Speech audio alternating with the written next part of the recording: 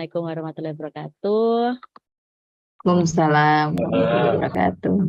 Sekali lagi mohon maaf karena ini pas lagi rewel, jadi suaranya mungkin nanti beberapa kali masuk.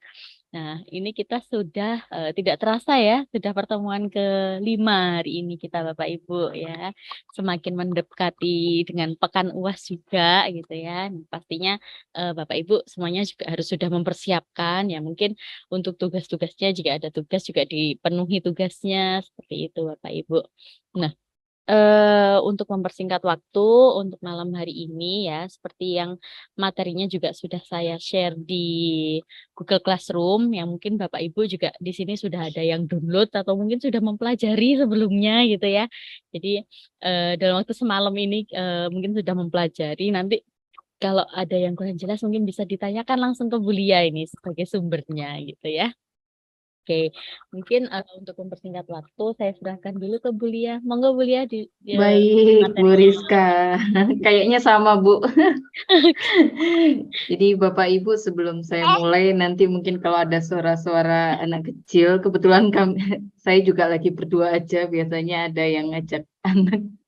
Tapi insya Allah enggak ini. Jadi mohon maaf. Baik, terima kasih Bu Rizka. Saya izin share screen. Baik, Bapak Ibu, kemarin kita sudah belajar tentang kalau kita terakhir itu kris DM gitu ya Bapak Ibu, bahwa sebelum lebih jauh ke algoritma kita tahu dulu prosesnya, kita tahu dulu bagaimana sih buat apa mengolah sebuah data, karena memang kendalanya adalah ya kita biasanya saya punya data Bu, mau diapakan gitu ya, tapi kita nggak tahu tujuannya. Nah itu kemarin saya pertegas dengan kris DM. Nah hari ini kita langsung praktek ke RapidMiner-nya. Mungkin sudah terinstall semua ya. Kemarin Pak siapa ya yang error saya Pak? Pak Denny, Bu. Pak Denny. Oh belum ada ya. Oke baik. Baik nanti. eh Bapak Ibu sekali lagi bahwa algoritma klasifikasi itu ada banyak sekali dan saya sudah sebutkan di awal waktu gitu ya Bapak Ibu, ada decision tree. Jadi algoritma klasifikasi ada cukup banyak, ada decision tree, ada bias, kemudian ada KNN dan lain-lain gitu ya. Nah, kali lagi sudah saya jelaskan di awal, dan kalau ditanya lagi Bu pakai yang mana, nah kita harus coba dengan case kita, dengan data kita. Yang kita tuju adalah bagaimana sih algoritma itu menghasilkan akurasi prediksi yang paling tinggi, mendekati 100% gitu ya. Mungkin selama ini sih ada yang sampai 100% ya, tapi kita patokannya adalah mendekati 100% gitu ya. Kalau bisa 100% gitu, seperti itu. Jadi pakai algoritma yang mana ya yang menghasilkan kinerja yang bagus, mendekati 100%. Untuk apa ya? Untuk prediksinya case kita tidak salah, seperti itu. Nah, ini saya contohkan algoritma klasifikasi decision tree, Bapak Ibu. Decision tree sendiri itu di breakdown banyak banget. Ada decision tree ID tree, ada decision tree C45, ada decision tree CART. Kemudian ada yang paling terbaru adaptive cradle C45, ada lagi mungkin penelitian baru yang terbaru keluar lagi gitu ya, varian dari decision tree. Nah, cukup banyak Bapak Ibu. Hari ini saya ingin menjelaskan tentang decision tree yang ID tree. Nah, decision tree itu seperti apa? Decision tree itu adalah model prediksi yang menggunakan struktur pohon atau struktur hierarki. Bentuknya seperti ini Bapak Ibu.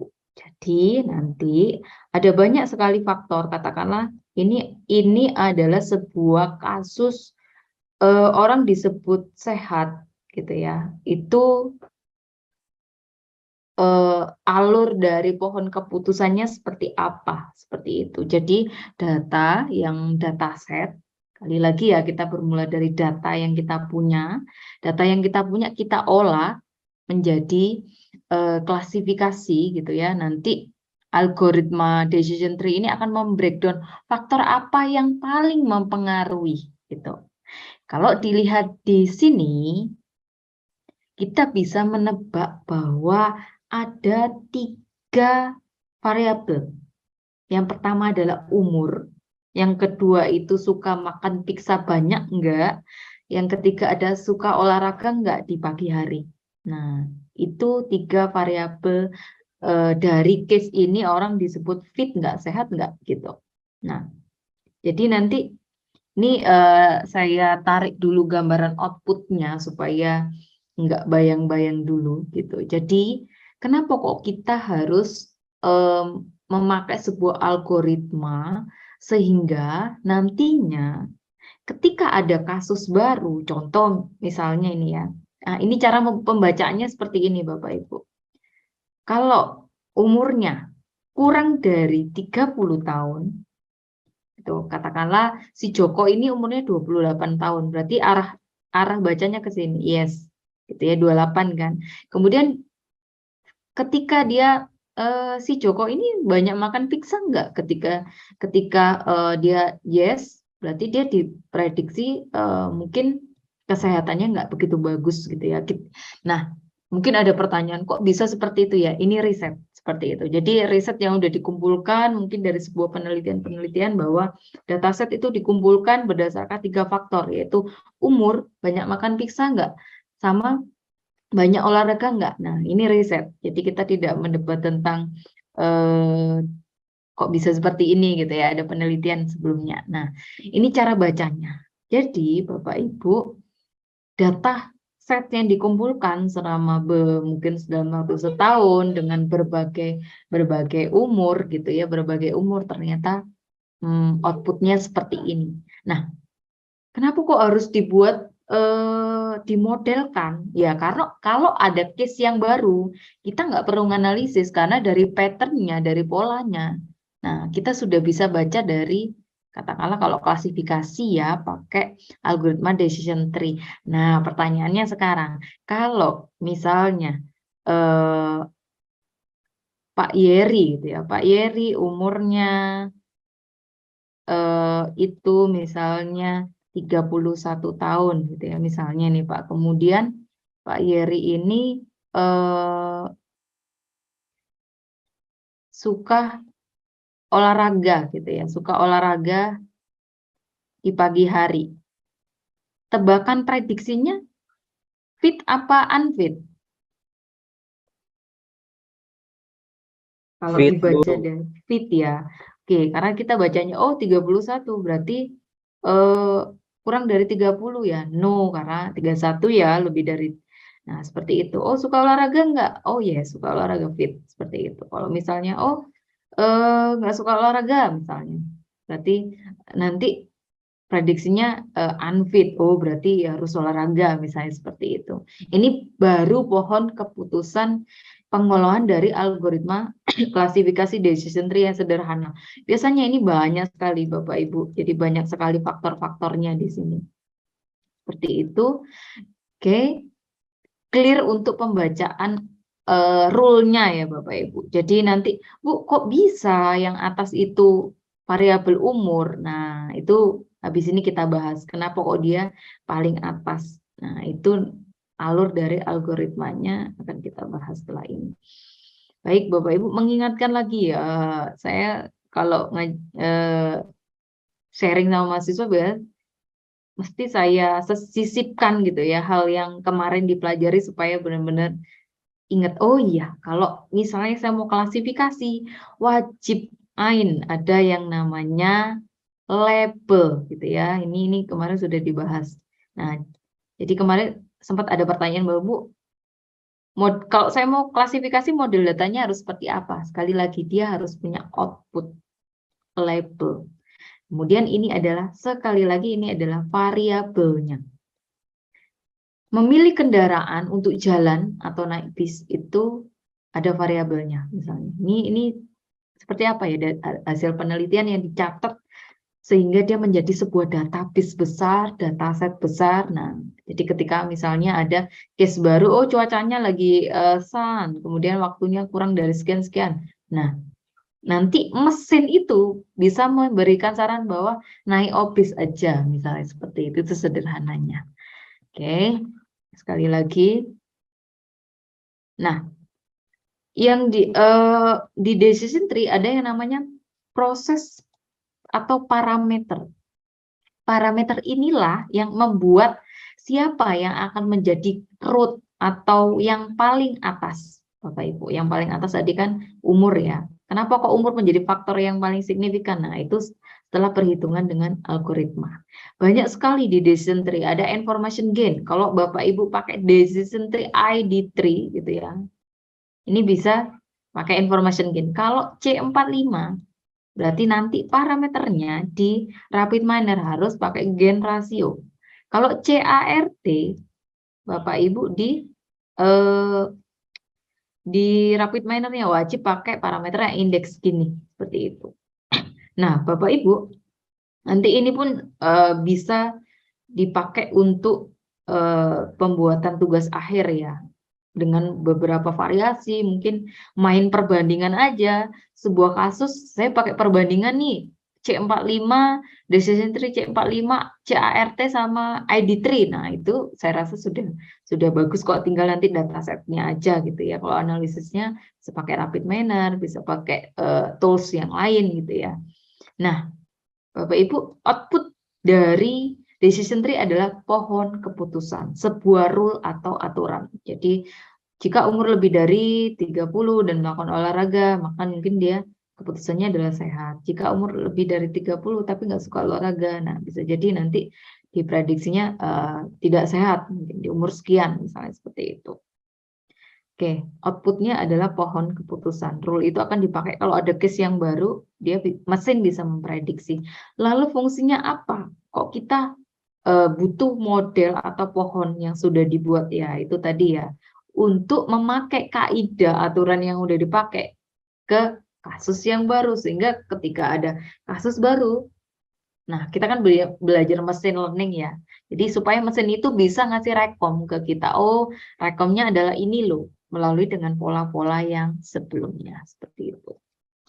Gitu. Nah, ini dataset sekali lagi bahwa wajib AIN kalau misalnya punya kelas label. Ya, ini variabel atau atribut seperti itu. Ini recap sedikit, ambil terus lanjut.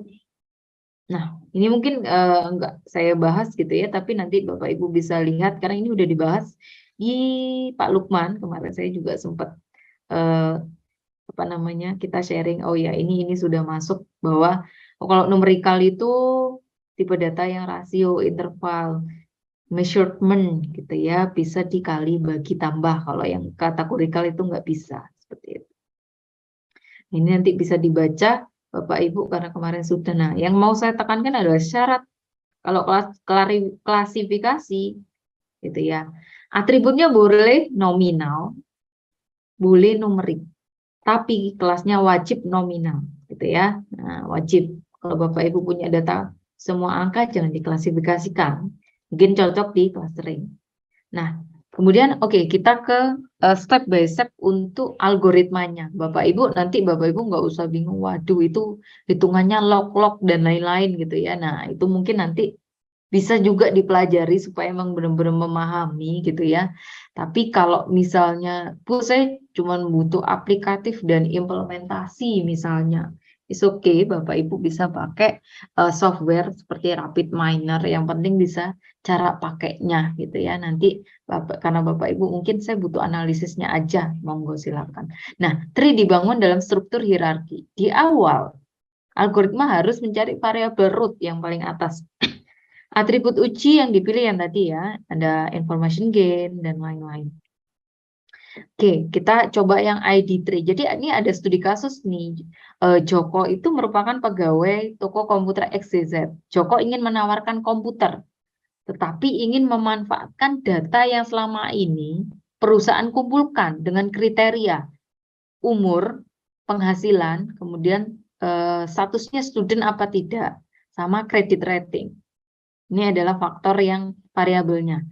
Kemudian tujuannya adalah memprediksi apakah profil tersebut itu akan membeli sebuah komputer atau tidak. Nah, ini ilmu sebenarnya marketing juga ya Bapak Ibu. Jadi ketika sekali lagi kalau kita mau main data bahwa kita nggak semua orang kita kirimin mungkin selebaran pamflet dan lain-lain untuk menawarkan produk kita, tapi kita buy data. Itu biasanya jauh lebih kuat daripada katakanlah ya kemarin saya jelaskan kalau kita cuman katakanlah 500 perak aja untuk bikin pamflet dikali sekian orang tanpa target yang jelas gitu ya, itu akan eh, apa ya, ya mungkin ada budgetnya, mungkin ada yang terbuang sia-sia seperti itu. Nah mungkin Bapak Ibu karena sudah belajar di data science mungkin lebih memetakan orang yang bisa diprediksi beli itu yang mana sih gitu, daripada oh ini prediksinya dari data science mungkin saya olah klasifikasi pakai decision tree, targetnya ini kayaknya kemungkinan besar beli, ya udah saya kuatin aja promo ke dia misalnya seperti itu tujuannya. Nah, siapkan data training Bapak Ibu, kemudian pilih atribut sebagai akar. Caranya mana yang dipilih sebagai atribut akar yang tadi, yang paling atas itu dengan menghitung entropi sama gain Bapak Ibu. Waduh kok ini matematika banget ya. Nah, nanti bisa tanya Pak Lukman juga gitu ya. Cuman saya harus tetap sampaikan bahwa kalau nyari entropi di matematika ini adalah sigma ya dari 1 sampai n gitu ya. N adalah partisi kelasnya gitu ya.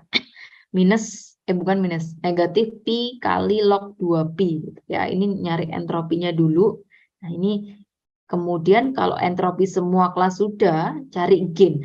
Gain inilah yang akan menentukan gain tertinggi dari semua kelas siapa. Oh, semua kelas gain yang tertinggi adalah status gitu ya, mahasiswa atau bukan. Berarti dia paling atas. Nah, nanti saya breakdown satu persatu Bapak Ibu di sebuah tabel supaya lebih jelas. Kemudian buat cabang untuk tiap-tiap nilai dan ulangi proses sampai semua cabang memiliki kelas yang sama. Nah, kita bahas aja dengan contoh supaya mungkin lebih clear. Oke. Nah, Bapak Ibu ini adalah data set saya. Saya punya 14 data gitu ya. 14 data, ada umur sekian, income, high, medium, sama low. Student, statusnya student nggak, no sama yes gitu ya.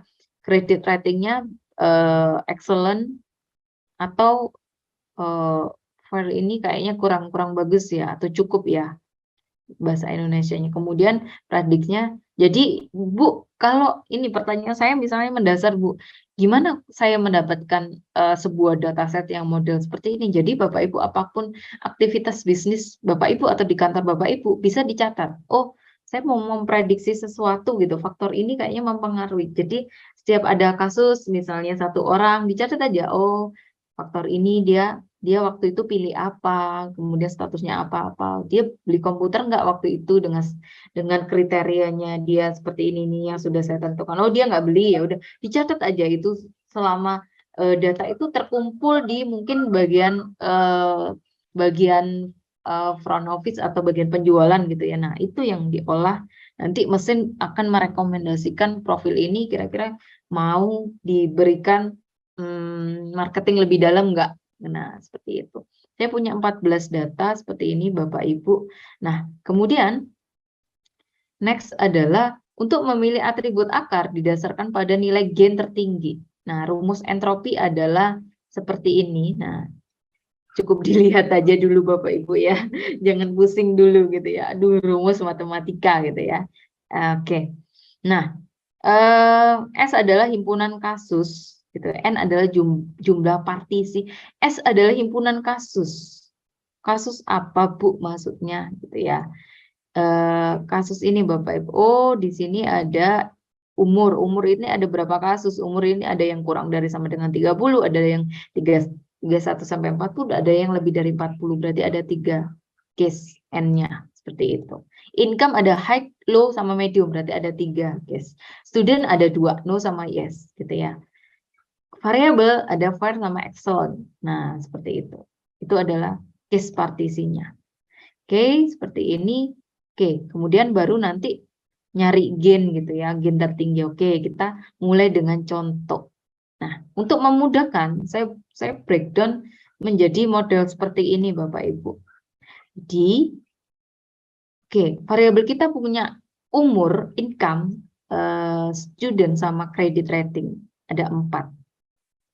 Nah, umur gitu ya, umur ada 3 partisi, income ada ini. Nah, jumlah kasus gitu ya, jumlah kasusnya berapa, kemudian ya atau tidak ini adalah outputnya gitu ya. Tadi kan ada outputnya no atau yes, beli apa enggak gitu ya. Nah, Bapak Ibu, setelah itu kita hitung gitu ya. Nah, nanti ini mungkin bisa juga nggak usah dipikirkan, hitung pakai kalkulator bisa Bapak Ibu gitu ya. Nanti juga ini bisa juga nanti perhitungan matematikanya dibahas di Pak Lukman juga boleh gitu ya untuk detail log-lognya. Nah, yang saya tekankan di sini adalah Bu, angka-angka ini dari mana asalnya gitu. Oke, kita breakdown satu persatu Bapak Ibu. Jumlah kasus adalah 14 gitu ya. 14 dari mana? Kita punya 14 data. Kasusnya 14 gitu ya.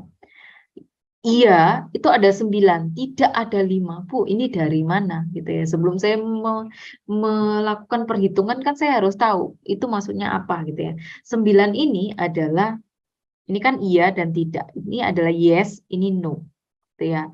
Kok kasus yes-nya ada 9, dari mana, Bu? Nah, kita akan breakdown dari balik lagi. Ini Bapak Ibu. Kasus no-nya ada 1, 2, 3, 4, bawah ya, 5. Kemudian yes-nya ada 1, 2, 3, 4, 5, 6, 7, 8, 9. Nah, asalnya dari situ Bapak Ibu. Oke, dari situ kenapa kok total case-nya dibuat 9 gitu ya. Dan juga 5. Oke. Entropinya nanti kita bahas setelah ini. Terus kemudian Bu, masuk ke umur kurang dari 30. Jumlah kasusnya kok bisa 5. Yang iya kok 2. Yang tidak kok 3. Ini dari mana? Oke, kita breakdown lagi. Kurang dari, saya sambil nyempet soalnya slide-nya bolak-balik. Kurang dari sama dengan 30. Ada 5 kasus, iyanya ada 2, kemudian no-nya ada 3. Oke. Oke. Kita balik ke, nah sini Bapak Ibu. Umur kurang dari sama dengan 30. Ada berapa kasus kok ada 5? Nah, X-nya ada berapa? 1, 2, yang kurang dari sama dengan 30 ya. 3, 4, 5. Ada 5. Maka dari itu S-nya, himpunan semestanya tadi, berapa kasus? Ada 5 Bapak Ibu. Kemudian Bu, tadi kok iyanya atau yes-nya itu ada 2, dari mana? Ketika dia umur kurang dari sama dengan 30, yang no itu ada 1, 2, 3. Maka tadi no-nya ada 3 dan yes-nya ada 2. Dari situ Bapak Ibu. Nah, itu juga berlaku buat semuanya gitu ya, semua case. Ya 31 sampai 40 nanti gimana ngitungnya? Sama persis. 31 sampai 40 ada berapa kasus? 1, 2, 3 gitu ya. 4 gitu ya. 1, 2, 3, 4. Nah, tinggal yes-nya ada berapa? Nah, itu ditulis sama persis gitu ya dengan yang ada di sini. Oke, Bapak Ibu, gitu ya. Nah, entropinya ngitungnya adalah yang kita hitung di sini. Entropi total, karena rumusnya tadi kan butuh entropi total ya di rumus matematika ketika kita nyari entropi dari masing-masing variabel gitu ya.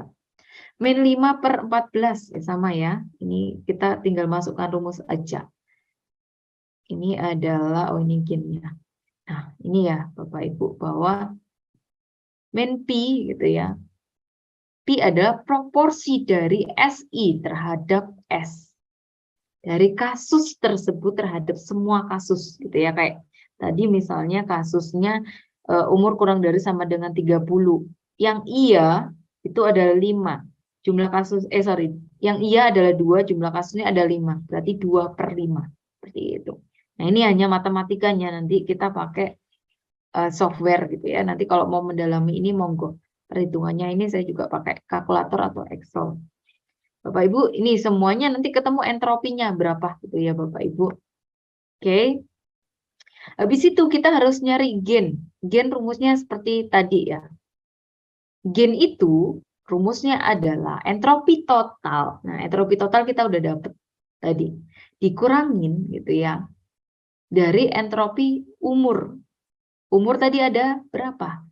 Ada 3 umur gitu ya. Tadi kan ada kelas kurang dari sama dengan 30, 31 sampai 40. Nah, maka dari itu ini Bu, kalau misalnya dalam satu kolom gitu ya, ada dalam variabel umur itu ada 5 umur. Berarti nanti tingkat tadi sigma ya. Jadi tinggal ya dijumlahkan aja sampai berapa mau gitu. Biasanya mahasiswa itu bingung kalau teman-teman mahasiswa di reguler itu bingung. Bu, kalau misalnya saya punya kelas umur itu kurang dari 30 sama lebih dari itu gitu ya. Kalau saya nambah lagi di kelas umur itu ada jangkauan umur sekian-sekian gimana? Sebenarnya kalau secara matematik gitu ya, stigma ya, dijumlah gitu ya. Sampai berapapun variabel tergantung case-nya. Oke, Bapak Ibu. Nanti ketemu ini semua, Bapak Ibu bisa taruh di sini. Nah, ini sebenarnya ini yang harus saya tekankan bahwa Bapak Ibu, kenapa kok umur jadi paling atas? Karena ketika ketemu gennya dari perhitungan tadi, ini adalah gen yang paling tinggi. Berarti ini adalah faktor yang paling mempengaruhi di case tadi, pembelian komputer. Seperti itu. Nah, ini kan lebih rendah ya, 0,02, 0,1, 0, jadi dipilih gen yang tertinggi. Seperti itu Bapak Ibu. Ini yang harus menjadi patokan gitu. Oke. Setelah itu sebenarnya kita ketemu akar yang paling atas, umur tadi ya, umur. Yang paling atas. Saya jelasin pelan-pelan aja ya Bapak Ibu ya. Yang penting clear. Paling atas karena tadi kan gen tertinggi adalah umur. Nah, Bapak Ibu, cara membuat pohon keputusannya ya ini dibuat semua. Ini kan kelasnya tadi ya, umur gitu. Bu, kenapa kok umur 31 sampai 40 ini langsung yes? Dari mana gitu ya? Dari sini Bapak Ibu. Umur 31 sampai 40. Oke. Oke, kita lihat. Umur 31 sampai 40 kita lihat di sini. Sama dengan outputnya. Semuanya dia berkata bahwa kalau umur 31 sampai 40, dia selalu jawabannya yes. Berarti itu adalah keputusan tunggal. Berarti Bapak Ibu kalau ada profil dari pelanggan Bapak Ibu dengan case dataset ini, umurnya 31 sampai 40 itu adalah sasaran yang sangat tepat buat promo besar-besaran bahwa ini soalnya dari data yang saya olah gitu ya, umur 31 sampai 40 itu kebanyakan dia beli gitu ya dari data yang sudah diolah gitu ya. Nah, kenapa kok umur kurang dari sama dengan 30 ini ada tanda tanya gitu? Karena kurang dari sama dengan 30 dari dataset yang dikumpulkan, ini ada yang jawab no, ada yang jawab yes. Jawab yes itu berarti dari marketing itu mencatat, oh setelah saya promosi umur 31 sampai 40 itu ada yang kena Bu, beli, ada yang no, nggak jadi beli komputer. Berarti ada faktor lain selain umur yang mempengaruhi pembelian komputer itu. Tidak hanya umur. Nah, itulah kenapa Bapak Ibu, gitu ya. Itulah kenapa ini ada tanda tanya. Berarti ini faktor apa lagi yang mempengaruhi selain umur. Nah, gitu Bapak Ibu. Itu adalah step by step-nya. Kok bisa dapat seperti itu? Oke, kita kerjakan dulu yang di sini. Kurang dari sama dengan 30. Faktor apa ini yang mempengaruhi gitu ya? Umur kurang dari sama dengan 30. Ada 3 yang jawab no keputusannya. Nggak jadi beli. Ada yang 2 jawab yes gitu ya. Oke. Nah, Bapak Ibu, caranya adalah ya, saya jelaskan teknisnya dulu baru nanti kita ke software. Nah, dari dataset filter 14 data tadi, filter yang umurnya cuman kurang dari sama dengan 30. Gitu Bapak Ibu. Oke, karena kita mau apa? Karena kita mau cari faktor apa lagi selain umur yang mempengaruhi. Kalau yang tadi umur 31 sampai 40 dari data saya semua jawab yes. Kalau ini ada 3 yang jawab beli, ada yang 2 nggak jadi, ada 3 yang nggak jadi beli, ada 2 yang beli gitu ya. Maka ini faktor apa lagi? Nah, itu yang harus kita telusuri lagi. Bapak Ibu caranya sama. Dari 14 data tadi difilter aja yang umurnya kurang dari sama dengan 30 gitu ya. Nah, caranya sama persis. Bikin kotak, berapa jumlah kasusnya? Ya tidak, entropi gennya dihitung. Nah, kemudian ternyata student ini apa status dia student apa tidak ini mempunyai gen yang paling tertinggi. Berarti itu adalah faktor kedua yang mempengaruhi umur kurang dari sama dengan 30. Gitu ya. Maka dari itu, nah, setelah gitu ya, setelah kita lihat bahwa student ini mempengaruhi gen tertinggi kedua, berarti setelah umur gitu ya, umur kurang dari sama dengan 30, status dia sebagai mahasiswa atau pekerja itu menjadi faktor terbesar dia beli komputer apa enggak. Nah, kalau dia statusnya bukan mahasiswa gitu ya, oh dia nggak akan beli komputer. Ini dari dataset ya, dari marketing yang mencatat data gitu ya. Oh kalau dia statusnya yes, itu dia kebanyakan dia akan beli komputer karena dia butuh. Nah, seperti itu ya. Itu Bapak Ibu, kalau sudah ketemu seperti ini, nah ketemulah misteri faktor apa lagi yang mempengaruhi selain umur untuk umur kurang dari 30 tahun, yaitu status dia sebagai pekerja apa sebagai student, seperti itu. Oh, ketika dia sebagai student, ketika dia bukan student dia nggak beli komputer. Berarti ketika dia dia student, dia akan membeli komputer. Jadi Bapak Ibu, pemetaan marketing Bapak Ibu lebih jelas dengan ini. Oh, kalau misalnya Pak Joko ini mau beli komputer nih di tempat saya. Nah, saya udah mencatat nih, saya punya database besar gitu ya. Pak Joko umurnya berapa? Misalnya kurang dari 30 tahun gitu ya. Pekerja apa mahasiswa gitu ya. Katakanlah, oh mahasiswa gitu ya. Berarti ketika saya masukkan di katakanlah sebuah sistem yang saya sudah olah dengan data science ini gitu ya, dengan decision ini, oh kalau menurut pola gitu ya, menurut pola dia kebanyakan akan membeli karena dengan profil dia yang seperti itu. Nah, maka dari itu ya udah saya marketingin dia sampai dalam gitu ya. Siapa tahu tembus misalnya seperti itu. Sama halnya dengan lebih dari 40 gitu ya. Karena tadi kan keputusannya kalau lebih dari 40 ada yang sebagian beli Bu, ada yang sebagian tidak gitu ya di outputnya. Maka dari itu ada faktor lain yang mempengaruhi. Caranya sama persis Bapak Ibu dengan yang kita sudah lakukan di sebelah sini gitu ya. Oke. Nah, gitu ya. Ambil semua faktor yang lebih dari 40. Ambil ya. Kemudian hitung semuanya persis dengan tadi. Oh, ternyata gitu ya. Kalau faktor yang mempengaruhi setelah umur lebih dari 40 itu adalah credit rating. Oke, kreditnya bagus enggak gitu. Fair apa excellent gitu. Nah, itulah yang menjadikan Bapak Ibu bahwa pohon keputusannya yang terakhir adalah seperti ini. Gitu. Ini hasilnya dari perhitungan yang tadi Bapak Ibu.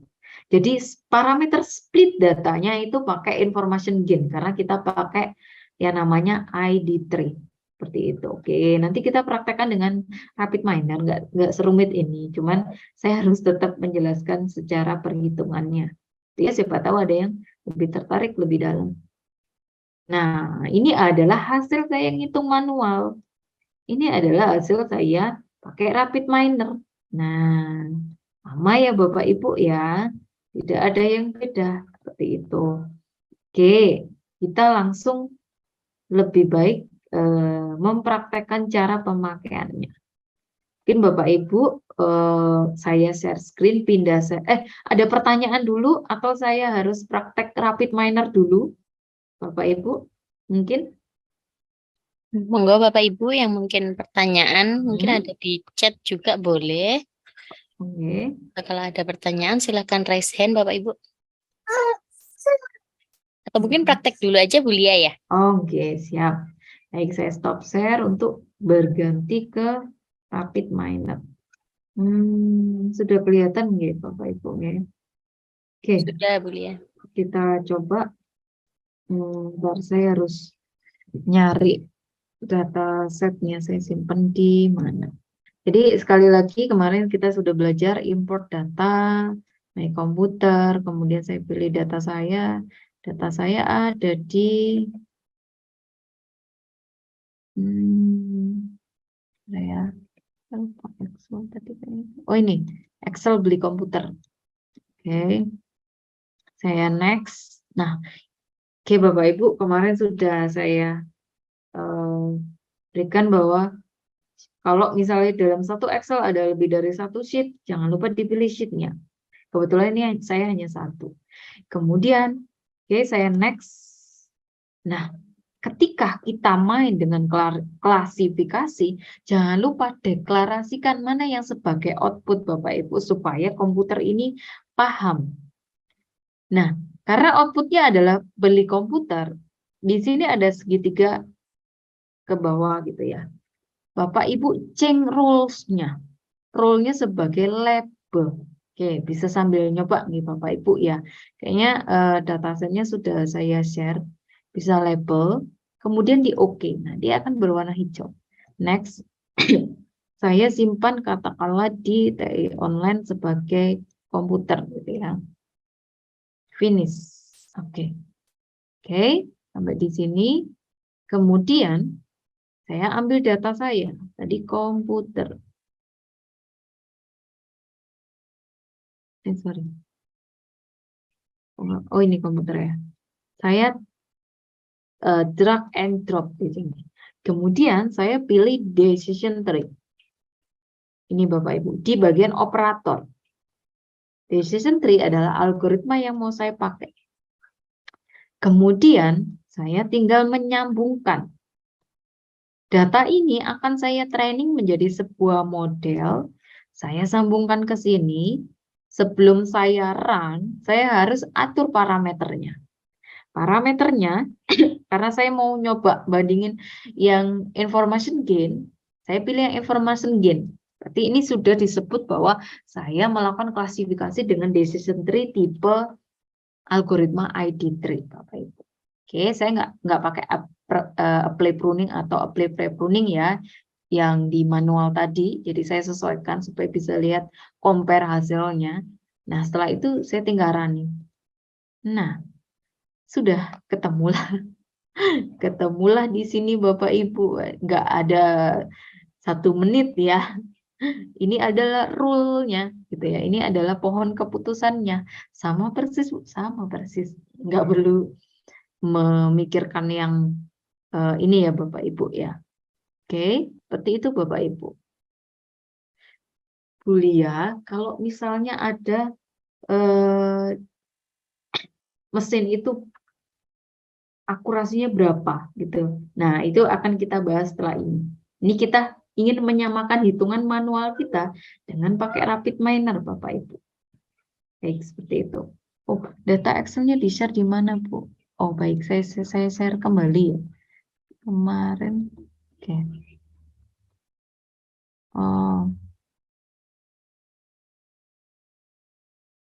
Kemarin sama materi atau saya lupa ya. Ini saya share kembali di ini nggih Bapak Ibu nggih di chat Pak Yeri, terima kasih. Oke, susah nggak Bapak Ibu? Jadi ini kalau mau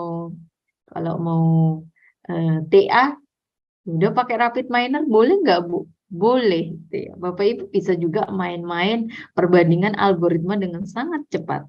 Bu, bisa nggak TA saya itu bandingin kasus di kantor saya pakai klasifikasi ID tree, CART, wow udah keren banget itu. 3 algoritma sekaligus. Bisa nggak? Bisa Bapak Ibu 10 menit jadi gitu ya. Yang pasti adalah nanti Bapak Ibu harus memahami konsepnya. Itu aja sih. Kalau hitungannya kita serahkan pada rapid minor Bapak Ibu. Kalau mau misalnya pemrograman yang lain, misalnya pakai Python dengan skill programming, monggo silakan. Biasanya kalau kayak programming Python itu mungkin case-nya jauh lebih rumit gitu ya Bapak Ibu. Kalau misalnya ini pun bisa menangani data kayaknya sampai 1000 kayaknya masih bisa Bapak Ibu yang berbayar gitu ya. Kayaknya masih bisa. Saya pakai ini sih kayaknya 500-an ya. Biasanya lebih ke pakai Python. Cuman ini Bapak Ibu bisa pakai. Kayaknya banyak, nanti bisa lihat di dokumentasi dari Rapid Miner berapa banyak yang bisa ditangani Bapak Ibu. Ada pertanyaan bagi Bapak Ibu yang sudah mencoba, mungkin kemudian ada kesulitan gitu. Bu, saya kesulitan, saya nyoba nih pakai Rapid Miner sekarang. Gitu ya. Kok ada error, Bu? Nah, monggo silakan. Mungkin ada pertanyaan? Bapak Ibu boleh langsung. Oh, tidak ada. Oke, baik. Mungkin nanti bisa di ini ya Bapak Ibu. Saya pengen, Bu, kasus yang lebih rumit dong. Datanya itu kan cuma 14 gitu ya. Kita coba data yang lebih besar, Bu, yang mungkin kita bisa tahu algoritma kita kinerjanya bagus nggak, seberapa persen Bu, gitu. Karena sekali lagi ketika kita nanti TA, katakanlah ambil tentang data science Bapak Ibu, kita harus memasukkan di laporan kita evaluasinya. Algoritma kita memprediksi dengan baik berapa persen, seperti itu. Tapi sebelum ke arah sana, saya ingin men-share hal baru lagi Bapak Ibu, yang berhubungan tentunya, gitu ya, yang berhubungan dengan supaya kita tahu masalah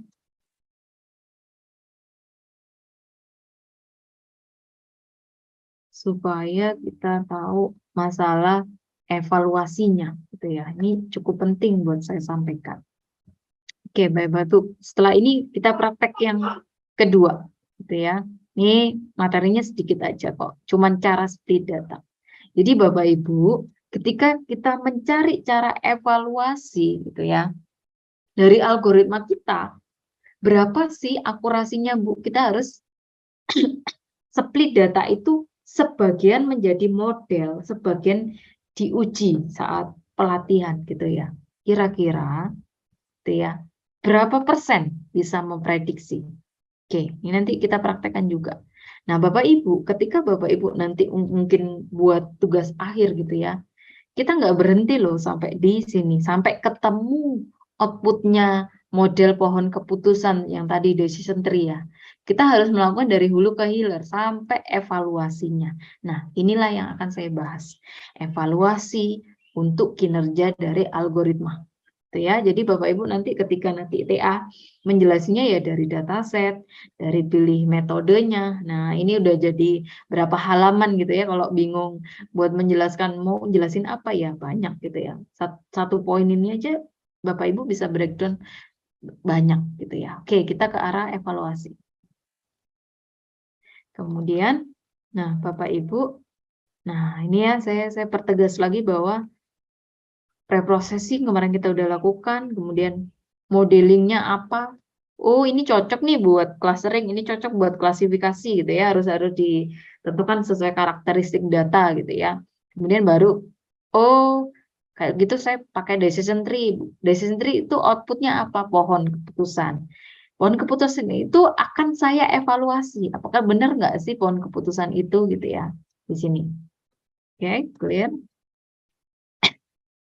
Kenapa kok butuh evaluasi, Bu? Kita kan sudah dapatkan yang tadi gitu ya. Kenapa ya? Karena banyak sekali pilihannya. Di klasifikasi ada banyak algoritma, ada bias, ada decision tree, KNN, LDA yang membedakan apa? Evaluasinya. Seberapa kuat algoritma itu bisa memprediksi kasus kita. Seperti itu Bapak Ibu. Oke.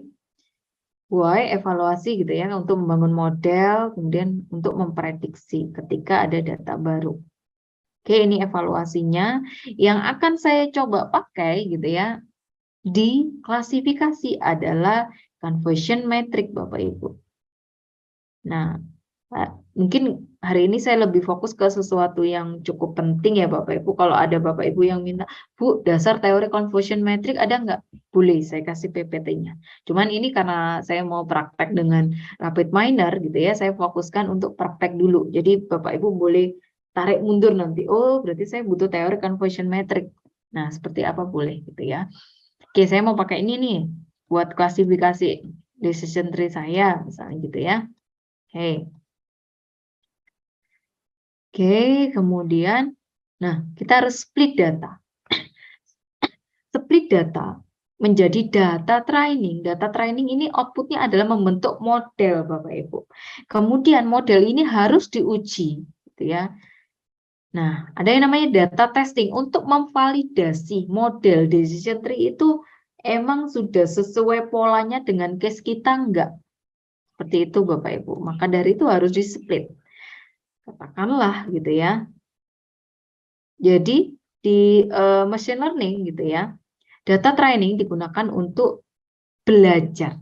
Kan namanya data science, machine learning. Mesin itu akan belajar dari pola-pola data. Maka dari itu dia harus membaca pola data, sebagian untuk pelatihan gitu ya, untuk membaca sebuah pola, sebagian lagi untuk pengujian gitu ya. Jangan menggunakan data yang sudah di training untuk data testing. Itu enggak fair gitu ya, karena ya mesin itu udah paham, kan udah dilatih gitu ya. Kalau kamu mau testing ya, testing data yang belum ada di data training. Nah, maka dari itu kenapa kok harus di-split Bapak Ibu. Seperti itu ya. Nah, menurut penelitian gitu ya, menurut kalau ini saya ambil dari berbagai macam referensi, salah satunya adalah bukunya si Rosbrook gitu ya, salah satu buku deep learning dari luar negeri yang cukup terkenal gitu ya. Kalau mau split data, biasanya kan Bapak Ibu dituntut ya, katakanlah buat tugas akhir gitu ya, tulisan resmi gitu ya. Kok di split 80 jadi 20, 80 buat training, 80 buat testing gitu. Dari mana sumbernya? Nah, kenapa kok saya selalu bersumber ke patokan gitu ya, supaya Bapak Ibu bisa menjelaskan, ini loh saya pakai bukunya ini loh, misalnya Andreas Rosenberg gitu ya, tahun sekian. Maka dari itu saya nyeplit ini nggak sembarangan gitu ya, udah diteliti sebelumnya, misalnya seperti itu. Jadi Bapak Ibu nanti ketika TA juga bisa main-main di sini untuk, Bu, saya tuh kadang bingung, kalau pakai RapidMiner kan cepet tuh ya, tapi penjelasannya saya jelasin apa aja ya, saya nanti bingung. Bapak Ibu bisa main di perbandingan algoritma, katakanlah tadi ya, ID3, C45, dan CART, bisa juga main di cara split data. Saya mau split data saya menjadi 66 buat training, 33,33% buat testing gitu ya. Kemudian ada yang ini, hasilnya kan beda-beda tuh. Nah, itu udah menambah sebuah penjelasan yang pastinya Bapak Ibu gitu ya. Terus pilih yang mana ya? Pilih yang akurasinya pastinya tinggi ya Bapak Ibu ya. Oke, seperti itu. Saya clear dulu. Ini nanti berhubung dengan ini. Cara pemisahan data itu bisa dipisah manual. Katakanlah Pak Ardi ini punya 1000 data gitu ya. Bu, saya mau pisahin data 800 buat training, 200 saya buat testing gitu ya. Misahinnya manual Bu. Angka apa? Data record, data set yang udah dicatat tuh selama bertahun-tahun tuh, saya urut aja 1 sampai 800 training, kemudian 801 sampai 1000 saya buat testing. Itu manual ya Bapak Ibu ya. Cara manual. Bisa juga dipisahkan kalau di aplikasi gitu ya, pakai split data. Dia akan merandom gitu ya. Merandom, pokoknya saya butuh 80% buat training, nggak harus berurut gitu. Dia bisa ngerandom dari angka 1 sampai berapa yang akan diambil gitu ya.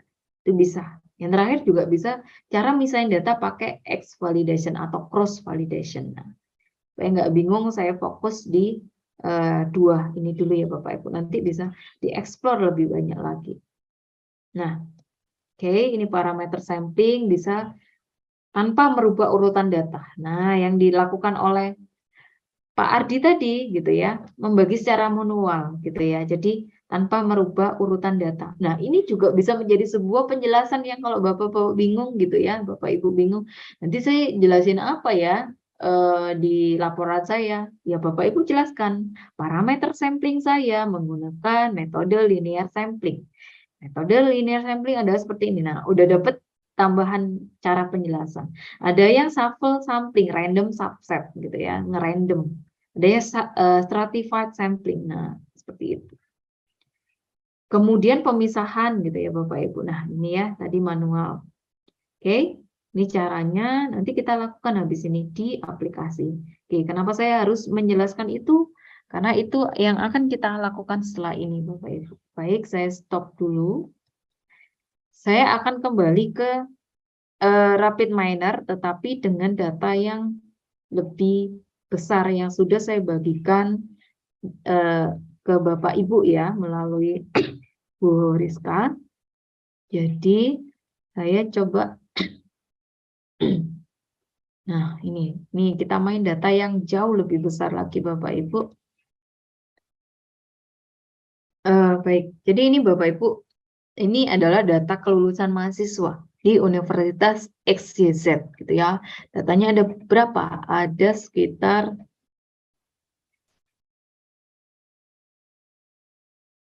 380 Bapak Ibu, 379 ya berarti yang atas ini kan headernya.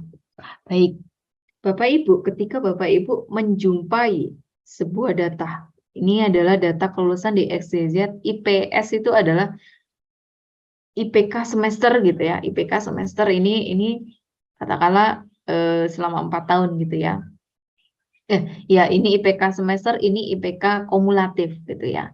Kemudian jadi katakanlah Pak Ardi ini punya kampus gitu ya, punya kampus, Pak Ardi sebagai rektornya dan memerintahkan tolong catat semua mahasiswa kelulusannya gitu ya, terlambat apa tepat waktu. Saya ingin menganalisis bahwa ketika nanti di semester tertentu, katakanlah di semester 4 gitu ya, saya pengen memprediksi anak-anak yang nanti diprediksi, wah ini prediksi saya nih ini bakal terlambat nih. Nah, supaya kalau di sebuah kampus itu kan ada yang namanya akreditasi. Kalau terlalu banyak yang belum lulus, nah nanti itu kan menghambat akreditasi menjadi bagus Bapak Ibu. Jadi Pak Ardi sebagai rektor pengen dari semester 4 tolong dideteksi bahwa mahasiswa-mahasiswa yang secara sistem data science gitu ya, pengolahan klasifikasi pakai decision tree yang prediksinya akan terlambat, itu tolong dibuatkan program untuk klinik tuntas misalnya, supaya nggak sampai telat. Nah, semester 4 kan masih belum sampai semester 8 ya, berarti istilahnya masih bisa dilakukan kebijakan-kebijakan. Nah, Bapak Ibu, ketika Bapak Ibu mengolah gitu ya, juga harus diperhatikan risk DM-nya. Bapak Ibu, kalau memang mau melakukan preventif atau pencegahan, jangan pakai IPK, harus dianalisis nih, butuh IPK kumulatif enggak? Oh, saya mau prediksi sampai semester 4 gitu. Berarti ini jangan dipakai ketika kita menganalisis Bapak Ibu. Nah, seperti itu ya, tidak semua yang ada di data kita butuhkan. Bapak Ibu harus sebagai seorang data scientist memilah, oh saya mau pencegahan sampai semester 4, berarti faktor ini nggak saya butuhkan, hapus aja gitu ya. Sehingga nanti ada data baru namanya si Joko gitu ya, misalnya si Joko ini jenis kelaminnya laki-laki, statusnya bekerja, kemudian IPK semester 1 sekian, 2 sekian, 3 sekian, 4 sekian, IPK-nya sekian. Saya nggak perlu menganalisis atau nunggu dia terlambat tepat waktu lulusnya di semester 4. Saya bisa memprediksi, oh si Joko ini dengan profil yang model seperti itu, dia lulusnya tepat waktu. Oh ya sudah, berarti nggak ada problem nih. Oh dengan profil si Joko yang model kayak gitu, dia bakal terlambat. Supaya dia nggak membebani kampus saya gitu ya, saya harus masukkan si Joko ini ke program pendampingan penyelesaian tugas akhir atau pemantauan khusus, misalnya seperti itu. Itu nggih Bapak Ibu nggih. Ini oh iya. Berarti ini harus saya seleksi dulu ya. Saya taruh di sheet 2 aja ya, saya copy paste. Setelah kita analisis tadi, kita nggak mau pakai ini Bapak Ibu ya, nggak mau pakai semester ini, kita nggak mau, kita cuman butuh variabel yang tadi misalnya ya.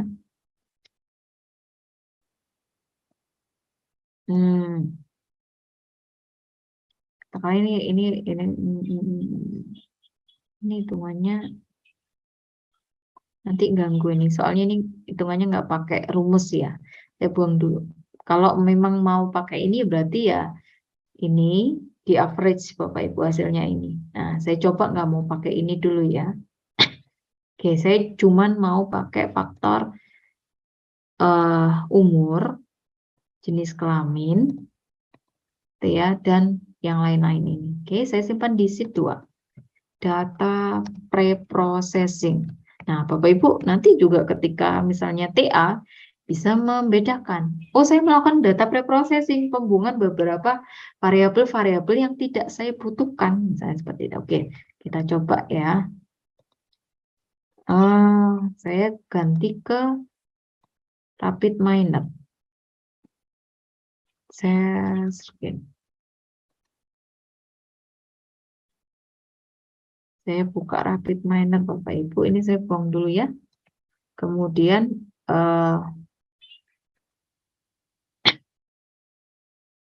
saya coba import data. My computer. Tadi saya simpan agak dalam ya kayaknya ya. Oke, nggak apa-apa lah ya.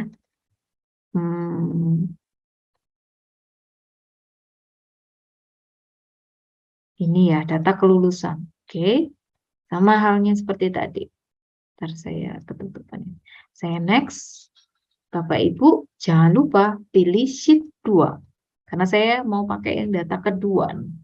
Oke. Setelah itu saya next. Ini apakah sudah sampai A sampai C? Oke. Saya next lagi.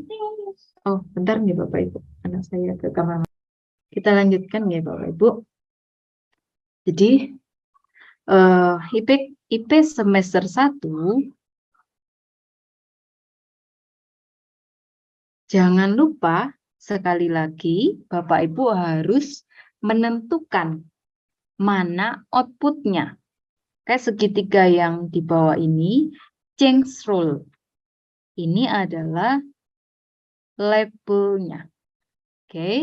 Oke, label atau output harus ditentukan.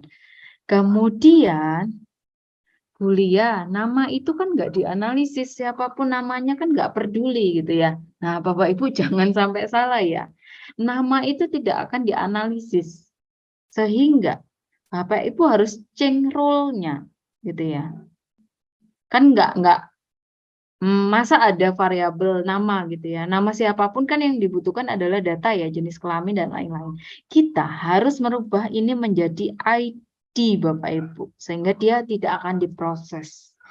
Oke, ID. Tapi kalau Bapak Ibu daripada seperti itu, mau simpelnya, boleh dibuang. Jadi Bapak Ibu tadi memilih selnya gitu ya, A sampai J, bisa jadi pilih B sampai J aja. Yang nama nggak dimasukkan boleh. Gitu ya. Oke, seperti itu. Saya next, saya simpan di sini data kelulusan. Oke, saya finish. Oke, ini sudah Bapak Ibu, saya ke hapus dulu ya yang tadi ya. Oke. Data kelulusan mahasiswa saya tarik ke sini. Kemudian saya butuh split data. Kan kita mau split nih ya. Tadi sesuai ya. Sesuai yang akan kita lakukan. Setelah split data, 80% saya pakai buat training, 20% saya buat testing gitu ya. Kemudian saya mau pakai decision tree Bu ya, gitu ya, decision tree. Oke, di decision tree ini gitu ya. Ini model itu akan saya latih menggunakan decision tree. Kemudian apply model. Bapak Ibu cari apply model.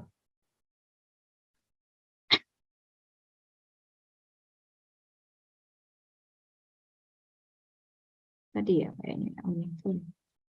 Ini. Kemudian Oke. Bapak Ibu, ini saya hubungkan ke split data. Split data sebagian akan saya training, sebagian akan saya buat testing. Nah, letaknya di bawah ya. UNL itu apa, Bu? Unlabel, yang akan kita buat uji bahwa algoritma ini kira-kira berapa sih prosentasenya gitu ya. Nah, decision tree ini akan menjadi modelnya. Model di sini Bapak Ibu jangan lupa tarik ke model juga. Nah, oke. Kemudian, oh ada satu yang kurang. Kita mau mengevaluasi menggunakan conversion metric gitu ya. Ketik performance gitu ya. Cari yang performance. Ini ya, performance yang klasifikasi Bapak Ibu. Nah, oke. Oke, bentar ya. Saya rapikan dulu. Kemudian dari apply model ini saya taruh di sini. Baru saya mau lihat performanya. Ini akan terjadi error. Nah, jangan bingung ya Bapak Ibu ketika kita pilih, lu kok ada gini. Kita baca dulu. A value for parameter ini harus di-split. Datanya mau di-split berapa-berapa. Nah, rapid miner bingung nih. Kliklah di sini Bapak Ibu. Oke. Bapak Ibu bisa klik di sini. Nah, di split datanya klik. Ini ada di sini Bapak Ibu. Tipenya apa? Nah, ini udah komplit banget Bapak Ibu. Bapak Ibu kalau nanti TA bisa pakai shuffle, bisa pakai stratified, bisa pakai linear sampling gitu ya. Monggo silakan. Kita pakai otomatis aja ya sampling. Partisinya berapa? Saya maunya rasionya Bulia 80% entry ya. 80% gitu ya. Saya pakai buat sorry. Pakai rasio.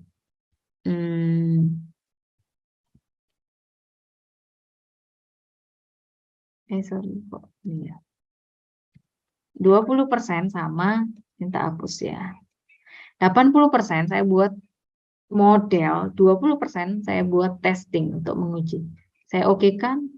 Oke, got it. Harusnya sih, oh ini, sorry. Di decision tree kita mau pakai yang namanya information gain gitu ya. Oke. Di performance kita mau pakai, nanti Bapak Ibu bisa mempelajari ini ya. Evaluasi conversion matrix, saya pakai akurasi. Saya tinggal play aja. Nah, sudah ketemu Bapak Ibu. Akurasinya itu 78,95% nih. Kalau pakai ID3. Nah, Bapak Ibu udah bisa.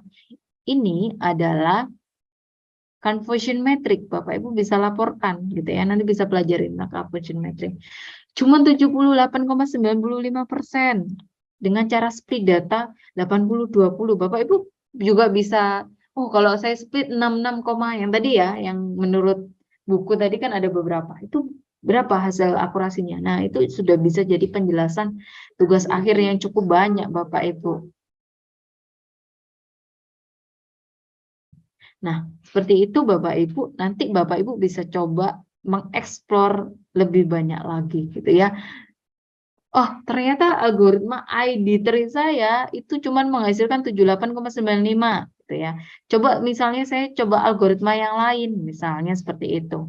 Bisa gitu ya. Misalnya saya nggak mau pakai ini, saya mau pakai gini indeks gen rasio misalnya C45 ya. Misalnya seperti itu. Oh, saya play misalnya. Oh, turun nggak sih? Ini turun ya tadi ya. Jadi kayaknya berapa ya Pak? Saya kok lupa. Kayak 7 juga tapi lebih tinggi ya. 78 ya.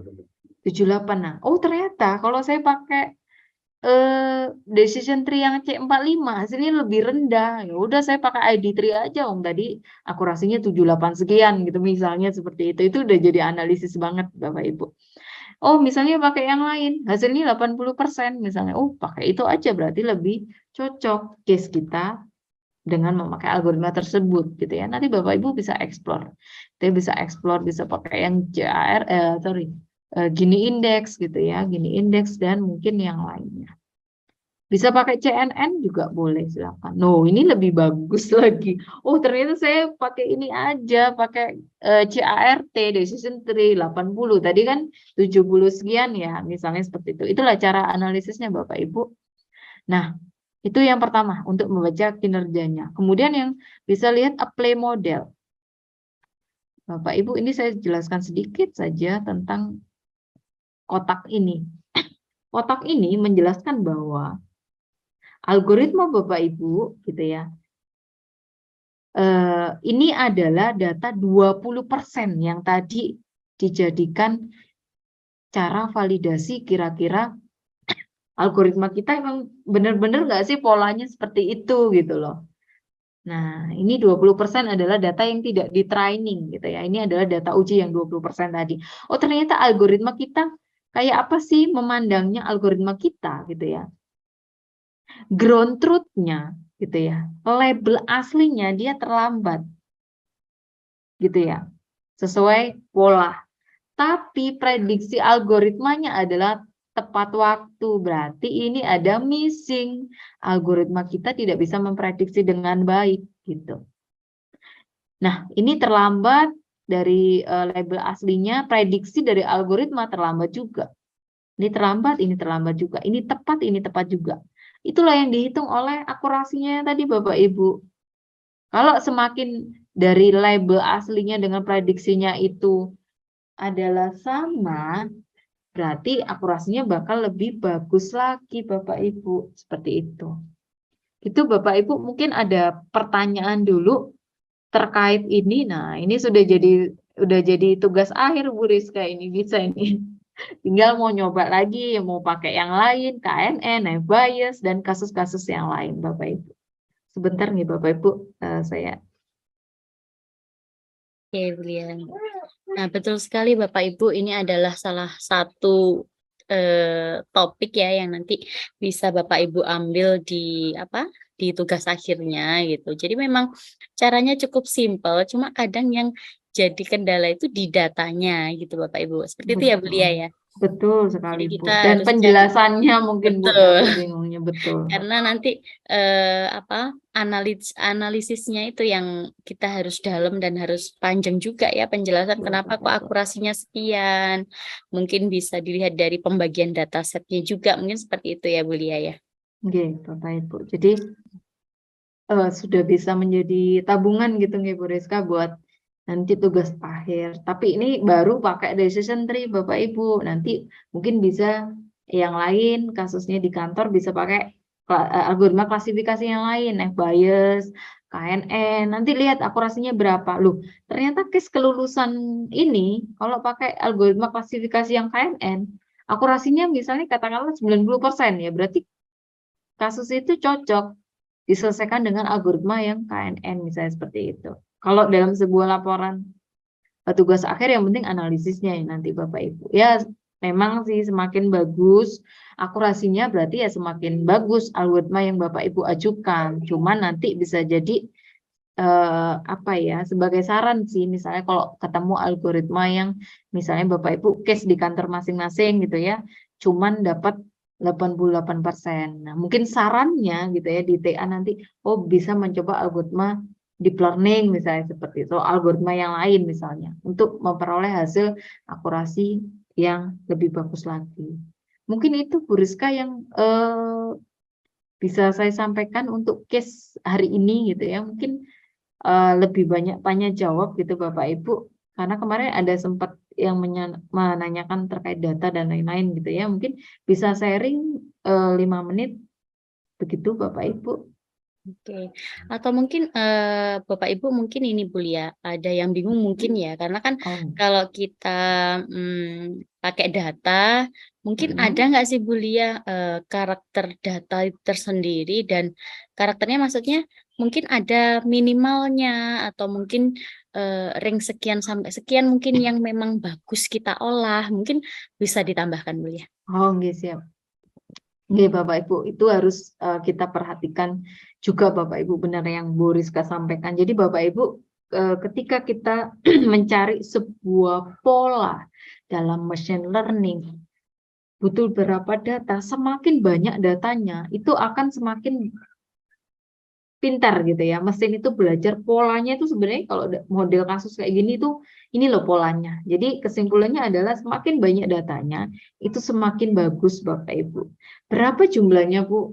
Tidak ada referensi yang pasti Bapak Ibu. Tetapi kalau bisa gitu ya, ya di atas 100 Bapak Ibu datanya. Kalau mau mencari pola, Bapak Ibu boleh mengolah. Misalnya saya cuma punya data 110 Bu, silahkan diolah gitu ya. Kalau misalnya gitu ya, dia mendapatkan hasil bagus gitu ya. Ya berarti memang data itu benar-benar clear gitu ya. Misalnya kasusnya nggak begitu rumit, ya monggo silakan Bapak Ibu. Tetapi kalau bisa misalnya dalam sebuah pengambilan kebijakan dan lain-lain Bapak Ibu datanya mungkin ya 100 lah ya minimal, yang pasti nggak mungkin kita mencari sebuah pola kalau datanya cuma 20 gitu ya Bapak Ibu ya, seperti itu. Nah mungkin saya masih ada waktu ya Bu Rizka ya kayaknya ya. Ya, Iya, materi saya sebenarnya sudah sampai di sini karena saya clearkan klasifikasi dulu. Nah, untuk tambahannya saya pengen ini menjawab juga yang tadi ya ditanyakan. Saya jadi ingat sesuatu yang Bu Rizka tadi ini ya, Bapak Ibu ya. Bu, kalau nyari di data kantor saya kan saya harus analisis, kemudian saya juga butuh waktu buat mencatatkan data. Kalau saya TA kira-kira saya butuh data nih Bu. Permasalahan sekarang cuma data gitu ya. Nah, ini Bapak Ibu saya akan sampaikan 3 public dataset yang bisa Bapak Ibu gunakan secara free dan datanya itu sudah divalidasi dan itu boleh dipakai untuk tugas akhir karena maksudnya datanya valid gitu ya. Yang pertama gitu ya, itu adalah BPS, Badan Pusat Statistik yang mungkin dia memang pencatatan data ya Bapak Ibu ya. Ini yang pertama. Tapi kebanyakan sih ini kita belum jelaskan tentang clustering ya Bapak Ibu ya. Data BPS ini kaya akan data clustering. Nah, jadi Bapak Ibu yang mungkin tertarik mengambil data science nanti untuk algoritma clustering yang belum kita bahas, boleh banyak sekali nyari di sini Bapak Ibu. Banyak mau tentang data kependudukan gitu ya. Ini datanya dari tahun yang cukup panjang, misalnya tahun 2015 sampai 2021, ini berapa data? Udah 6 tahun. Nah, seperti itu. Tinggal nanti sambil dilihat ya Bapak Ibu, ini kira-kira bisa nggak? Misalnya ini, oh ini kayaknya nggak bisa buat clustering, karena datanya cuman yang di cluster laki-laki dan perempuan, susah kan ya, gitu ya. Nah, cari yang lebih ini lagi Bapak Ibu, misalnya kalau saya misalnya nanti bisa dicek pariwisata gitu ya.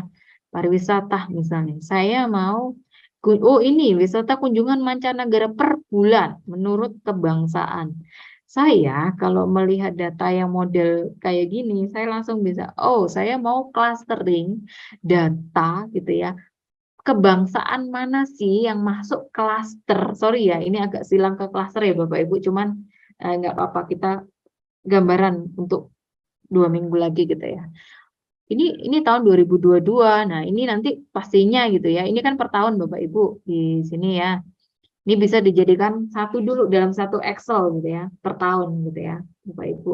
Dan nanti baru diolah pakai clustering. Nah, ini udah kaya akan data Bapak Ibu gitu ya. Banyak sekali datanya di sini ya. Nah, ini udah dapat ide banget gitu ya. Kalau ini dipakai sebuah kebijakan negara Indonesia, katakanlah, oh, kalau misalnya klaster negara-negara yang klasternya banyak banget berkunjung ke Indonesia, misalnya dia dipermudah visanya, misalnya dia fasilitas apa-apa. Nah, itu kan sudah menjadi sebuah ide penelitian. Nah, kalau dilihat di sini masih banyak lagi ya Bapak Ibu ya. Ini datanya Bapak Ibu nggak perlu bingung nyari data. Kalau misalnya di kantornya harus agak ekstra dan mungkin butuh izin. Kalau ini nggak butuh izin karena ini adalah data publik yang bisa dikelola. Nah, ini masih banyak lagi. Nah, rata-rata di sini adalah data clustering Bapak Ibu, tapi saya belum ngecek semua, nanti bisa dicek. Kalau misalnya ada yang kedua, Bapak Ibu, namanya Kaggle. Ini adalah juga pusat public dataset, rumahnya orang data science gitu ya, untuk mengelola sebuah pola data yang kalau di sini lebih bervariasi, data klasifikasi ada Bapak Ibu. Ini bentar ya. Kaggle. Nah, ini Bapak Ibu, dataset bisa dilihat di sini ya. Udah komplit nih. Oke. Dataset. Ini ada data banyak banget. Saya mau khusus ke dataset untuk klasifikasi dong Bu, gitu ya, daripada maksudnya. Nah, ini untuk klasifikasi Bapak Ibu. Nah, misalnya, credit risk classification dataset, gitu ya. Ini yang kemarin dicari Pak Yosi kalau Pak Yosi ya kalau nggak salah ya. Bank gitu. Ini bank ya mencatatkan model seperti ini gitu. Dia mencatat semua transaksi, ID-nya sekian, ini sekian gitu ya. Nah, ini tapi harus dilihat gitu ya di penjelasannya. Nanti ada penjelasan kolom ini. Nah, ini. Oke. ID itu adalah ID customer, kemudian ini adalah kolom ini adalah keterangannya ini, pay normal adalah jumlah dia berapa kali membayar pembayaran secara normal, nggak nunggak misalnya. Nah, ini dan lain-lain. Ini harus dibaca. Ini sebagai variabelnya Bapak Ibu. Tinggal download, selesai urusan, Bapak Ibu bisa olah dengan algoritma. Sudah selesai TA-nya, gitu ya. Semoga gitu ya. Semoga seperti itu. Nah, tapi insya Allah gampang Bapak Ibu. Itu sih saya share. Yang ketiga adalah USAI Machine Learning. Ini juga pusatnya data Bapak Ibu. Dari segala data gitu ya. Ini bahasa Inggris memang Bapak Ibu. Apakah di Kaggle ini ada data orang Indonesia? COVID, gitu. COVID ini ada Bapak Ibu. Jadi ini orang Indonesia juga upload di sini karena ini adalah dataset ini COVID-19 Indonesia dataset. Nah, misalnya ini visualization prediksi COVID. Vaksinasi di Indonesia ada datanya. Coronavirus, Twitter, logistik banyak ya kami clustering. Ini banyakkan corona sih ya yang diupload ya. Nah, boleh nanti harus dicek lagi butuh yang mana, gitu ya. Kalau misalnya ada data klasifikasi yang umum aja gitu ya, penyakit diabetes, itu kan dimanapun ya sama ya datanya ya, gitu. Maksudnya faktornya ini gitu ya, bisa dipakai seharusnya seperti itu. Dan juga USAI Machine Learning, ini juga diklasifikasikan dengan cukup bagus Bapak Ibu via all data set, ya. Nah ini default test default tugas gitu ya, bisa buat klasifikasi ada 466 data gitu ya, ada buat clustering ada 121. Nah, tinggal dibaca yang kira-kira masih bisa dijelaskan dalam arti nanti saya laporannya ngisi apa ya. Nah, mungkin bisa benar-benar dicek dulu mana yang bisa saya pakai seperti itu. Itu mungkin Bu Rizka yang bisa saya sampaikan. Wah, alhamdulillah ya. Kayaknya ini selesai cepat Bu Rizka. Tapi memang sudah selesai semua Bapak Ibu. Jadi nanti 2 minggu lagi kita clustering, praktek dan yang lain-lain. Nah, terakhir maaf. Untuk tugasnya Bapak Ibu, Bu Rizka untuk tugasnya boleh minggu depan enggak Bu yang clustering? Maksudnya pengumpulannya atau pemberiannya Bu dia? Pemberiannya untuk clustering karena ini mungkin saya rencananya sih clustering karena mungkin tugasnya nanti Bapak Ibu saya suruh nyari di BPS karena data BPS kan banyak data clustering ya. Saya takutnya kalau klasifikasi saya suruh nyari di Kaggle nanti agak kesulitan. Cuman ini aja boleh Bapak Ibu tugas klasifikasi cuman dataset saya yang carikan aja Bu Rizka. Nanti Bapak Ibunya tinggal praktek pakai RapidMiner gitu ya. Mungkin seperti itu. Kalau punya dataset sendiri, ya monggo nanti lebih baik lagi seperti itu. Itu Bu Rizka mungkin, ada pertanyaan mungkin di chat. Memang betul Bu, kalau untuk pengertian praktik bisa mengikuti untuk penjelasan cukup sulit. Iya benar. Untuk pengerjaan cepat ya Pak Dani ya, nggak sampai 10 menit tadi ya. Baik, jadi penjelasannya seperti tadi Pak, ketika nanti boleh walaupun mungkin saya nggak ngajar gitu ya, habis ini kan data science saya udah selesai gitu ya, mungkin nanti setahun lagi mungkin Bapak Ibu TA kemudian ada kesulitan buat penjelasannya, boleh Bu Rizka mungkin dihubungkan ke saya gitu ya, tanya-tanya boleh. Saya masih terbuka Bapak Ibu, monggo misalnya nanti gitu ya. Nah, yang pasti Pak Denny, apa yang membuat patokan Bu supaya nggak sulit untuk menjelaskan gitu ya. Nah, patokannya adalah yang tadi. Yang pertama adalah Kris DM. Kris DM yang saya jelaskan minggu lalu. Penjelasan yang pertama adalah gitu ya, datanya seperti apa, tujuannya apa, business understanding-nya apa. Bapak Ibu mengklasifikasikan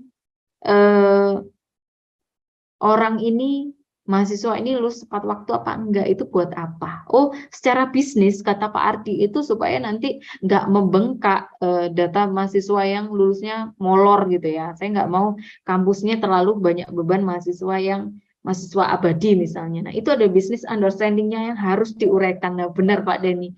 Itu yang mungkin agak kesulitan nanti ya, tapi bisa dicoba. Nanti bisa di breakdown satu persatu. Kemudian yang kedua, bahwa pre-processing gitu ya. Kayak tadi, kalau saya mau menganalisis data kelulusan mahasiswa gitu untuk melakukan pencegahan, berarti saya nggak boleh pakai IPK semester 8.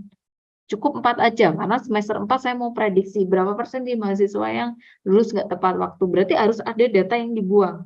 Oh, IPK semester 5, 6, 7, 8 nggak saya pakai. Nah, itu data pre-processing juga. Selected atribut, select atribut yang logis buat dipakai untuk analisis gitu. Kemudian pre-processing baru ke modeling. Oh, data ini punya yang namanya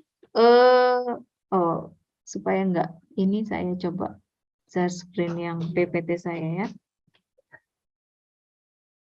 Nah, ini mungkin ini yang bisa.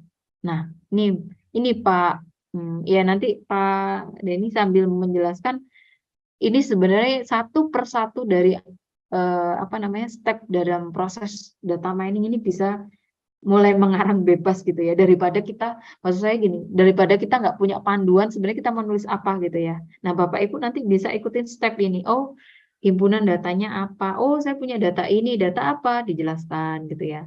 Oh, data ini saya bersihkan, apa yang dibersihkan gitu. Oh, kenapa kok saya mau pilih modelnya klasifikasi? Oh, karena datanya ini punya label. Nah, bisa dijelaskan gitu ya.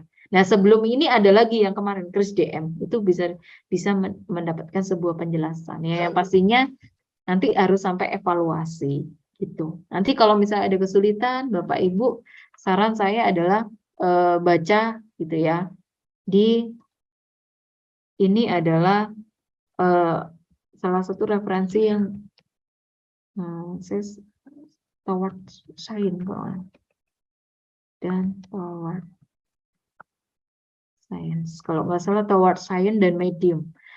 Medium ya pasti ya, toward science apa gitu saya lupa. Tapi diketikkan aja toward science KNN misalnya gitu ya. Toward science decision tree. Jadi dua website ini adalah favorit saya ketika saya belajar tentang IT Bapak Ibu. Karena apakah ada yang bahasa Indonesia? Ada. Gitu. Orang Indonesia juga banyak yang menulis di Medium dan Toward Science Bapak Ibu. Jadi ini adalah cukup, kadang jelasinnya itu enak, dipecah gitu ya, manusiawi gitu ya. Saya kalau nggak paham suatu tema, pasti lihat di dua ini Bapak Ibu. Jadi jelasinnya per step gitu, sehingga saya sampai paham. Bisa baca 2-3 referensi seperti itu. Begitu mungkin Pak Denny, mungkin sedikit saran dari saya. Nanti kalau misalnya ada kesulitan, boleh kita sharing gitu ya, walaupun sudah tidak ada di kelas. Gitu Bu Rizka mungkin ada lagi? J, sami-sami. Mungkin ada yang ditanyakan lagi, Bapak Ibu, monggo enggak apa-apa. Kita discuss saja gitu ya. Karena ini memang cukup bisa membantu nanti untuk proses atau ide ya kayaknya ya. Ide judulnya Bapak Ibu semuanya seperti itu. Bu Lia, jadi nanti untuk tugasnya jadinya di share minggu ini. Saya kirim menyusul ya, Pak. Oh Saya ya, carikan datasetnya dulu ya, Bu Rizka ya. oh ya, siap. Oh, Bu Rizka mungkin ada kendala internet atau di saya Iya, yang kayaknya ini, terputus? kayaknya putus-putus Bu ya. Oh ya, ngapunten. Nah, Ya, udah. Gimana Bu? jadi nanti Bu Rizka saya carikan dataset dulu. Mm-mm. Nanti mungkin besok pagi saya kirim ya. Mungkin Oke, siap. nanti penyelesaiannya boleh apa namanya? Berapa hari? Berapa minggu Bu Rizka? 1 minggu? Bisa nggak? Sebenarnya manut Bu Lia aja sih, mau 1 minggu atau 2 minggu atau 1 hari Bu Lia. Oh gitu, Bapak Ibu nanti Loh kan, pusing Pak Denny nanti. sama Pak Adi langsung siap kalau saya 1 hari gitu. Pak Denny langsung senyum-senyum, oke sih ya Bu, gitu ya. Nah, Nah, kalau kan juga ada tugas juga. nah betul, banyak tugas Bu, ini nggak hanya data science gitu ya. Oke, nggak apa-apa 2 minggu Bapak Ibu. Kalau misalnya Bapak Ibu bisa sudah selesai juga, sudah boleh dikumpulkan gitu ya. Nanti Ya. ya nanti kita bisa sharing lagi, bahas lagi dan lain. Nggak apa-apa, pokoknya harus komplit tugasnya gitu ya. Nggak kosong gitu ya Bu Rizka ya. Iya, betul Oh, Bapak sekali. Ibu. Seperti Terus itu. mungkin gini Bu Lia ya, mungkin Bapak Ibu yang mungkin ada kendala, mungkin masih instalasi rapid minernya atau penggunaan rapid minernya, mungkin nanti bisa chat ke saya gitu ya, nanti bisa saya salurkan ke Bu Lia mungkin kalau misalnya memang membutuhkan diskus sama Bu Lia, seperti itu ya Bu Lia ya. Pak Denny kemarin sudah bisa ya Pak ya? Pak Denny ya kemarin ya? Iya, yang Bu ada Rizka. kendala Sudah, Pak Bu. benar. Dalam Pak? Sudah, Bu. Sudah Oh, kemarin juga saya udah coba lihat channel Bu Lia juga. oh iya. Baik, berarti sudah tidak ada ini ya. ya. Tapi sudah beres ya Pak Denny ya? Sudah, Bu. Oke. Siap. Mungkin Cuman Begitu. ada kan Bapak Ibu. emang kendalanya emang kalau saya lagi nge-zoom gini kan buat praktek sambil nge-zoom agak lemot juga, Bu. Makanya saya Oh, pakai nggih. HP. Nggih. Siap. Oke. Maaf ya, Bu. Nggak Nggak apa-apa apa-apa. Pak Denny.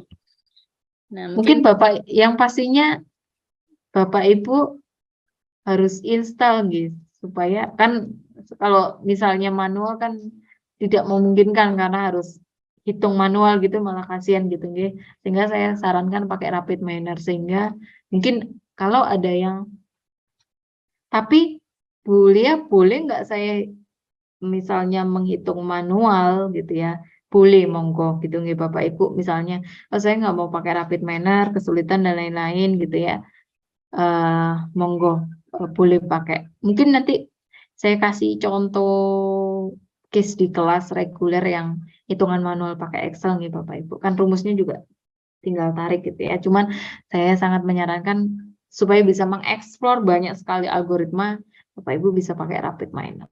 Seperti itu Bu Rizka, mungkin kalau tidak ada pertanyaan, mungkin ini kayaknya harus ini praktek ini supaya nggak Iya bingung. betul.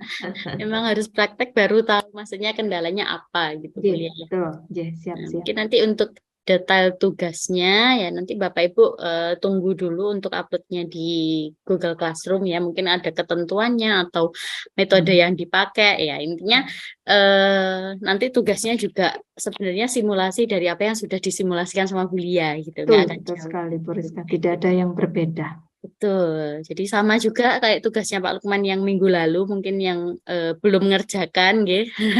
Mungkin bisa dilihat lagi untuk videonya yang dijelaskan Pak Lukman. Kemudian nanti Bapak Ibu bisa langsung menirukan saja prosesnya seperti itu Bapak Ibu. Nah, mungkin itu ada yang ditanyakan lagi nggak ya kira-kira ya Bapak Ibu? Karena ini juga harinya ini tadi sebenarnya ada demo juga ya Bu Lia ya dari Bapak Ibu, tapi kayaknya terkendala juga ya. Atau mungkin ada Bu Rizka ada yang mau pengen share mendemokan screen? boleh. Monggo. Bu, Ada ini kendala. Ardi mungkin Pak Ardi atau Pak Yeri, Pak Nanang, Bertanya, Bu. gimana? Izin bertanya. Oke, silakan Pak Ardi. Oh, Tugasnya nanti berarti ada penjelasannya gitu, Bu, kuliah. Oke. Jadi nanti saya Harus dijelaskan. step by step nanti saya buatkan dokumentasi yang rapi gitu ya. Katakanlah ini datasetnya, kemudian yang jadi output labelnya itu yang mana gitu ya. Nanti saya bantu di situ. Jadi Bapak Ibu nanti tinggal mengolah gitu ya. Kan tadi harus menentukan mana yang label, mana yang istilahnya variabelnya gitu ya. Kalau variabelnya kan secara langsung, labelnya mungkin yang supaya nggak keliru seperti itu. Tapi untuk step by stepnya mungkin boleh lihat videonya ya Pak. Nanti boleh lihat video yang hari ini. Kalau misalnya ada kendala, Insya Allah bisa lihat dari videonya itu tadi saya pelan-pelan step by stepnya seperti itu. Mungkin saya nanti bantunya di outputnya apa, kemudian data setnya. Dah, kemudian Bapak Ibu bisa mengolah gitu ya, mengolah. Nah, oh ini mungkin nanti saya perjelas di data apa? Pakai algoritma apa? Decision tree yang apa? Yang ID tree. Nanti parameternya harus information gain misalnya seperti itu. Oke, seperti itu Bapak Ibu. Nanti mungkin saya akan buat dokumentasi yang lebih baik. Nggih, Pak? Terima kasih, Bu. Nggih, sami-sami. Mungkin ada lagi Bapak Ibu?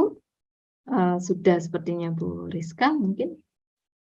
Oke, kalau Insya Allah nanti sudah praktek. ya. Nggih. Oke, jadi mungkin Bapak Ibu nanti bisa mempraktekkan juga di rumah dan ini ya sesuai yang diinfokan tadi sama Bu Lia. Jadi memang tidak menutup kemungkinan untuk Bapak Ibu juga mencari data sendiri boleh gitu ya. Jadi tapi sama Bu Lia tetap disediakan untuk pengerjaan tugasnya begitu Bapak Ibu.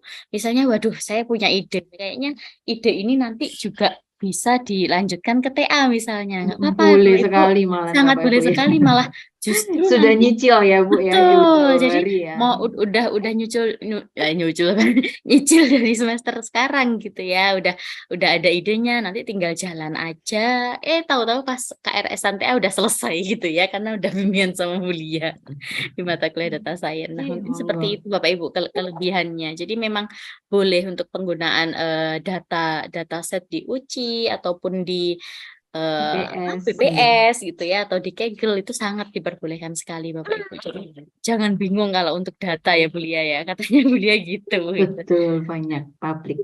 Oke, kalau memang sudah tidak ada ditanyakan lagi, mungkin perkuliahan kita hari ini diakhiri dulu. Mungkin seperti itu ya Bu Lia ya. Cik, Bu Rizka. Insya Allah besok kalau memang datanya sudah siap dan siap dikerjakan gitu ya, nanti akan saya share ke Google Classroom-nya di Bapak Ibu semua. Mungkin seperti itu Bapak Ibu materi malam hari ini. Mungkin sekian dari kami. Sekali lagi terima kasih semangatnya yang luar biasa dari Bapak Ibu juga. Akhir kata, wassalamualaikum warahmatullahi wabarakatuh. Waalaikumsalam warahmatullahi Makasih Bu wabarakatuh. Lia, Nggih. Bu Rizka. Nuhun Bapak Ibu. Bu Rizka, Terima kasih banyak Bu Lia. Nggih. Oh iya, Dadah ya. sama-sama Bu. Makasih Bu Lia, Bu Rizka. Nggih, Salam sami-sami. Pak Ardi. Nggih. Halo Pak Denny. Saya kira dulu nih Bapak Ibu. Terima Iya, kasih. Terima kasih Bu Rizka.